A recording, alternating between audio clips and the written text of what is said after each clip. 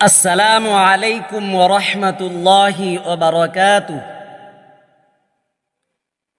প্রিয় শিক্ষার্থীরা, আজ আমরা কোরআন তেলাওয়াতের সেই গুরুত্বপূর্ণ তিনটি ধারা সম্পর্কে জানব, যেগুলো স্বয়ং রাসূলুল্লাহ সাল্লাল্লাহু আলাইহি ওয়াসাল্লাম থেকে সাহাবায়ে কেরাম এবং তাদের থেকে যুগে যুগে তিলাওয়াতকারীদের মাধ্যমে চলে আসছে।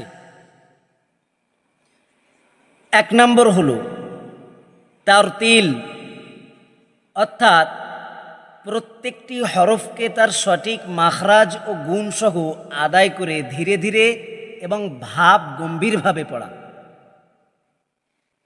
এই ধারা সাধারণত সম্মেলন, মাহফিল কিংবা শোক ও তাওজির মুহূর্তে বেশি ব্যবহৃত হয়। আল্লাহ নিজেই আদেশ করেন, অরাতিলিল কুরআন তারতিলা, অর্থাৎ তুমি কোরআন পড়ো সুন্দর করে, ধীরে ধীরে, স্পষ্টভাবে। এই তরজে কোরআন হৃদয়ে প্রবেশ করে, শ্রোতার অন্তর ভিজে যায় আল্লাহর বাণীতে। দুই নম্বর হলো তাদওয়ির। তাদওয়ির হচ্ছে না খুব ধীরে, না খুব দ্রুত, বরং মাঝারি গতিতে তিলাওয়াত করা, যাতে করে হরফের হকও আদায় হয় এবং শ্রোতা অর্থও বুঝতে পারে। এই তরজ সাধারণভাবে শিক্ষা কার্যক্রমে, পাঠদানে অথবা বুঝে পড়ার ক্ষেত্রে ব্যবহৃত হয়। এটা এমন এক পথ যা তারতিল ও হাদরের মাঝামাঝি সুষম ভারসাম্যপূর্ণ। তিন নম্বর হল হাদর, অর্থাৎ দ্রুত গতিতে কোরআন পড়া, তবে এমনভাবে পড়া যাতে কোনো তাজউইদ লঙ্ঘন না হয়। এটি বেশি ব্যবহৃত হয় হিফজের সময় অথবা কোরআন খতম করতে গেলে। যদিও গতি বেশি থাকে, কিন্তু হরফের উচ্চারণ ও কায়দা ঠিক রাখতে হয় শতভাগ।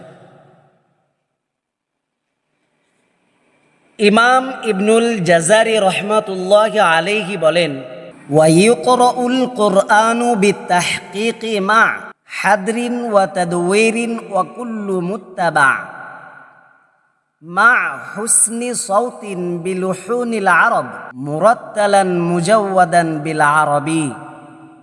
অর্থাৎ ইমাম ইবনুল জাজারি রহমাতুল্লাহি আলাইহি বলেন, তাহকীক, তাদওয়ির, হাদর, এই তিন তরজেই সুন্নাহ ভিত্তিক।